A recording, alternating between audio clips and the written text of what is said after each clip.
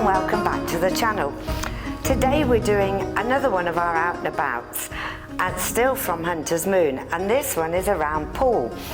But we're not taking you around the shopping streets, we're taking you around the port area, the quay and the old town, and you'll find some quite surprising things in Poole.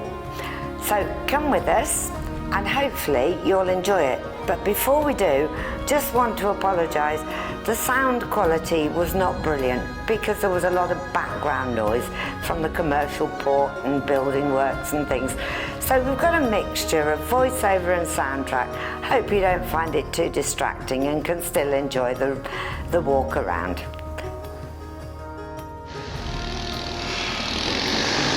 So here we are in Poole. Parked in the multi-storey car park. Try and avoid being run over. Walking down to the quay. Past the taxi rank here.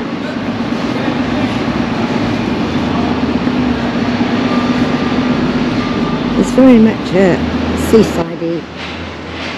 I've abandoned the soundtrack for a minute or two. The sound of this building site is making it too hard to hear, so we're over to plan B, a voiceover. As you can see, it's very much a seaside location, but it's more than that. It's actually a huge harbour. In fact, it's Europe's largest natural harbour. It's a nature conservation site, it teems with birds, and it's the site of special scientific interest, and also a protected wetland.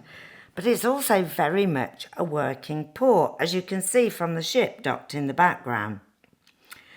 We wander past the nice bandstand and you'll see there's a food area, although I've yet to see them all open at once. There used to be a really good pork bat shop. Sorry for those not from Coventry, I mean pork roll. But even that's been replaced with pie and mash. Better for the teeth, I suppose, rather than crackling, but it is a shame. The pubs on the seafront are really old. The Lord Nelson and the Jolly Sailor, which you can probably just see through the bandstand there.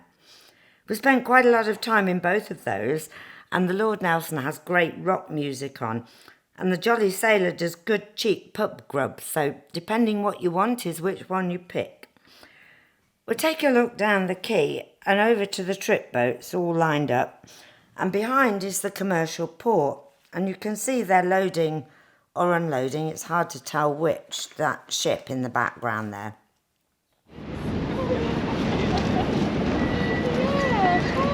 And the Sunseeker factory is on the opposite side, and there's one just coming past. That's a smaller one. Look across to Brownsea Island, and then that's the leisure marina. We've spent countless hours, days, weeks in there when we had our boat. There's a parade of Sunseekers now. That's the show I like, the black one.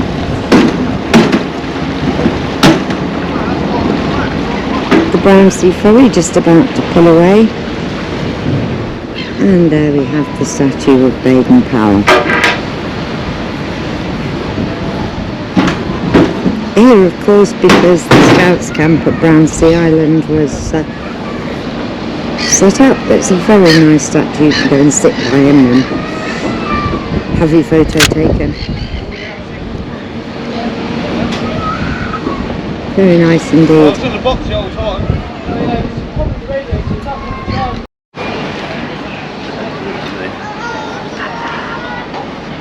It doesn't matter. He doesn't mind who sits on his knee. The noise is back, so am I with a voiceover. You can see more of the commercial docks from here, and the yachts and the Sunseeker factory, with all the boats there, waiting for the new owners to start pouring cash into that large hole in the ocean. And then we'll swing back. We can see the various buildings along the quay. And a yacht just pulling out of the marina.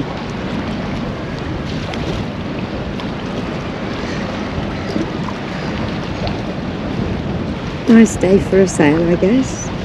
Bright and breezy. There's more of the commercial yachts, and you see the Sunseeker factory with all the new Sunseekers.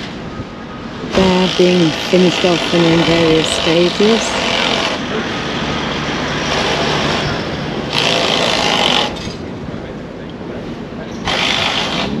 And the various buildings along the quay. The Poole Arms there, the green pub, that's really quite old, and it's all faced in ceramics.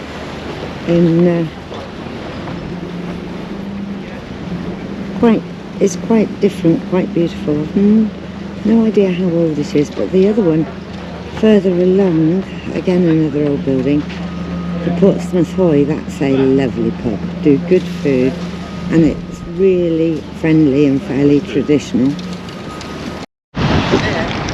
From the commercial harbour and panning around past Brownsea, you can actually see right out to Sandbanks, which is one of the most expensive places to live in the whole of Europe. Houses there are multi-millions, and a lot of them front onto the bay and onto the harbour itself.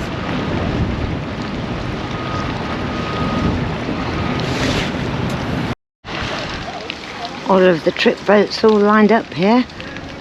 Not enough takers today to occupy all of these, but in the height of summer it really is chock-a-block. They do all sorts of cruises round the islands in the harbour, across to Swanage, and you can catch a steam train. And then there's the party boats that go around at night. What you're seeing here is a sculpture by Sir Anthony Carrow. It's called Sea Music, and it was commissioned in 1989. Quite unusual in as much as you can sort of walk and sit all over it. They're quite into their interactive works of art here.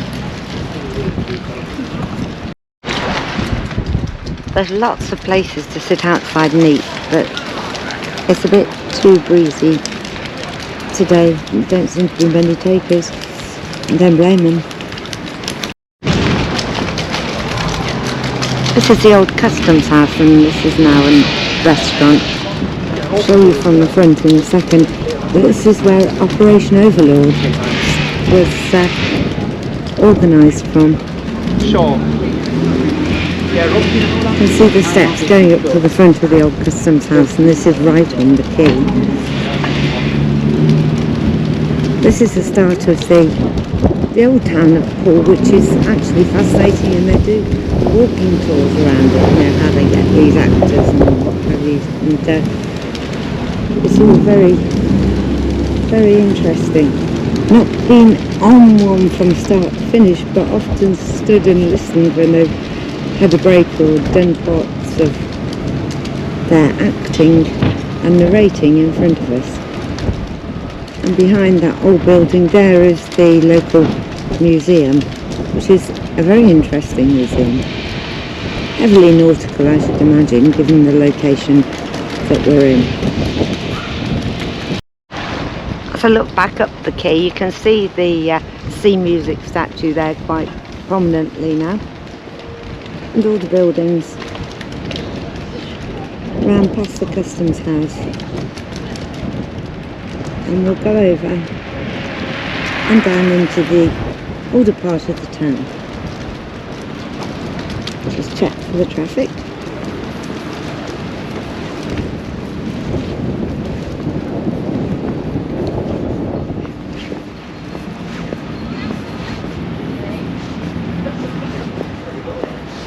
This has all been restored.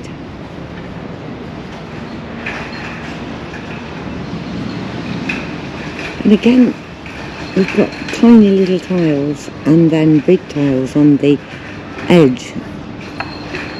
And that's all been recently redone, quite obviously. King Charles pub there. You'll see it's got a date on it of 1350. Poole is really quite ancient when you get into the old area, and there's lots and lots of fancy chimneys and roof lines. It's very interesting, and yet they've got modern bits interspersed.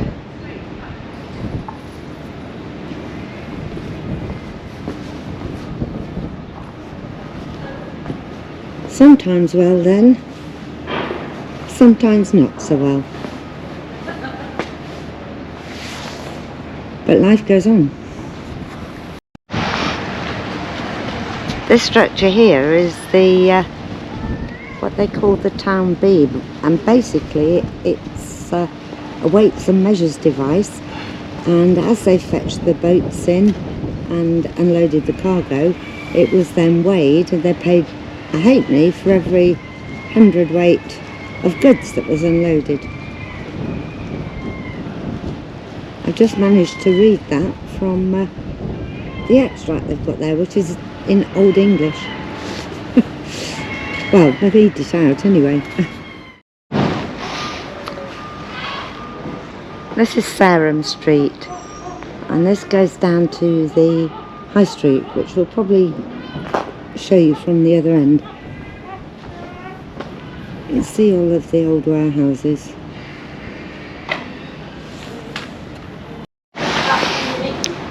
The other half of the King Charles pub is 1770, so sort of 300 and odd years between building and extending.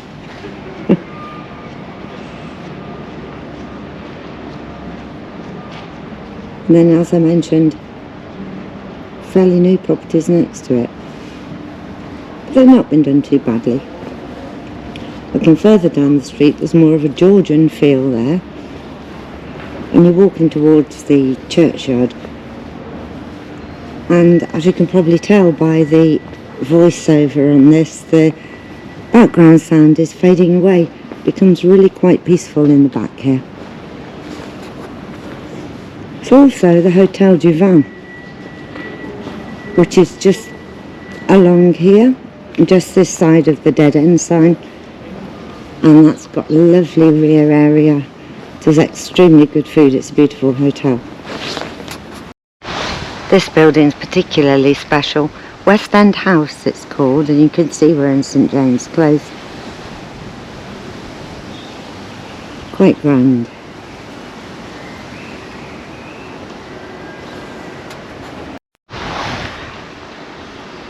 Looking right up at the clock now.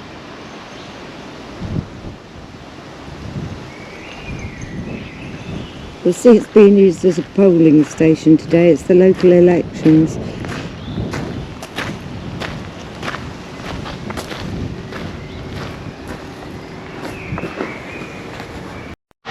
Here's another example of how they've mixed the old and the new, and I think quite successfully. Hasn't taken anything away. I'm not sure it's necessarily added anything, but what it has added is accommodation. And of course, people have got to live somewhere. So there's the other side of the church.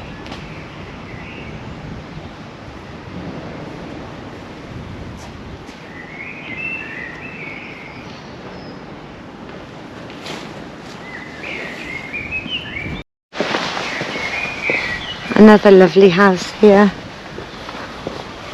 Georgian again looking at it. And all the higgledy backs of the houses.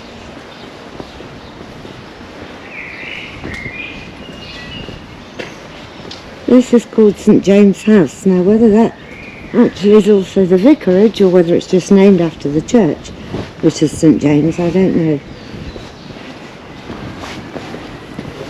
And we come back out this way. This way. This is Sarum Street, I think. Oh, right, we'll see it. Oh yeah. It was all. Did you notice it all on the front of the Hotel du Vin as well? Yeah. Yeah. Look at it on camera, but Yeah, it's all on the front of the hotel. yeah.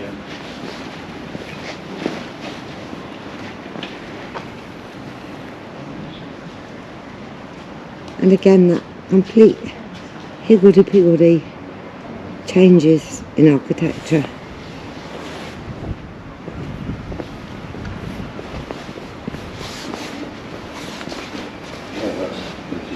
Isn't it beautiful?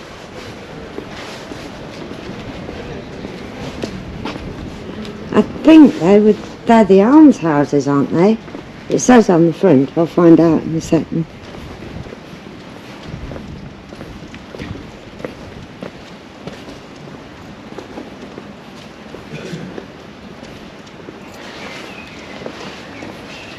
Yeah, they are. They're the almshouses.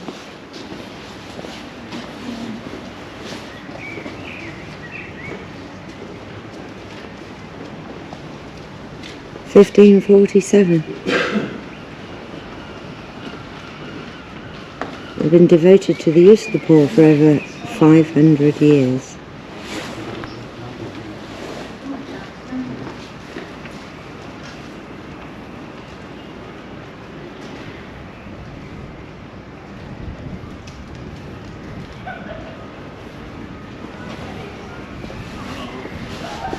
And then you come down to the Guildhall, standing in all its glory at the end there. We'll get a bit closer to it, but it's just, it's quite majestic. And again, you'll see all the differences in the architecture here. Clearly Georgian, and yet on the other side of the road, directly opposite, a stone building, but with what look more like Elizabethan type windows. And a view down the street, you can pick up modern buildings as well. Real mishmash. Well, not only do you have the Guildhall, but you have the Guildhall Tavern. But that's not the only one up here. There are quite a number. There's the Guildhall Tavern,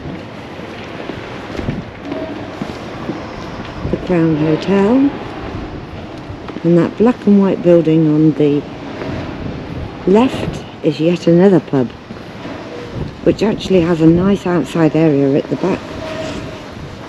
But the star of the square, if you can call it a square, is obviously the Guildhall itself. Shame they don't serve beer and wine.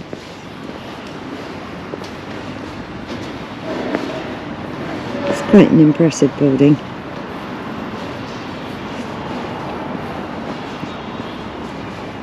That other pub's called the Angel.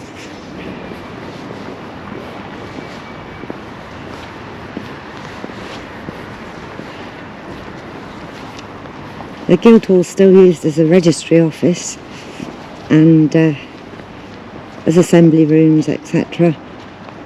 What a nice place to get married.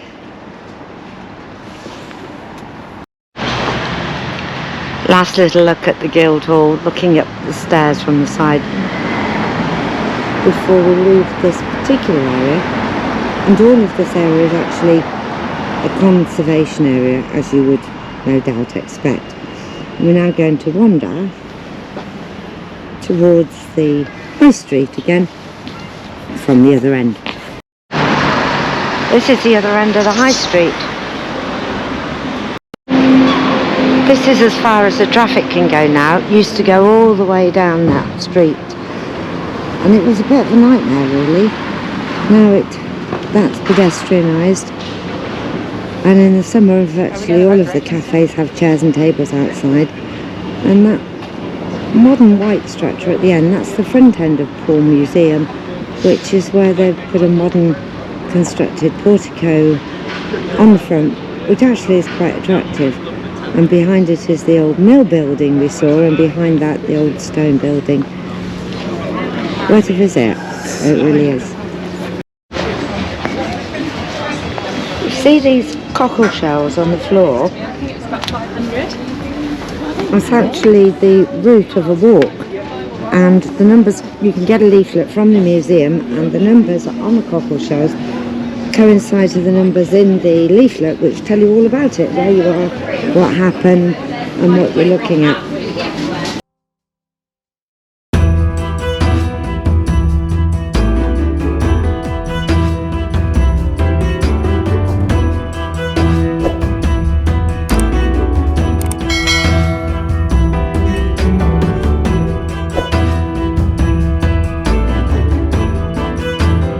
I think it's a great idea. They're all brass and they're on the pavements all the way around Poole.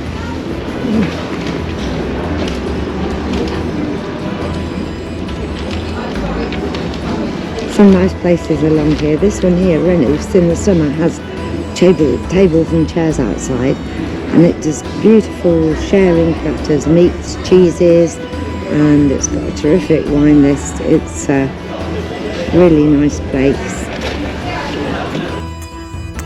Well, I hope you enjoyed our little walk around Poole, and I can thoroughly recommend the Cockleshell Trail. Do pick up a leaflet from the museum if you fancy having a walk. So, plenty of information, and it's a lovely place to be. We haven't quite finished our out and abouts yet. We've still got Lulworth and Weymouth to do. So please do subscribe, don't miss one. And please give us a thumbs up if, of course, you like what you see. So we'll catch you next time.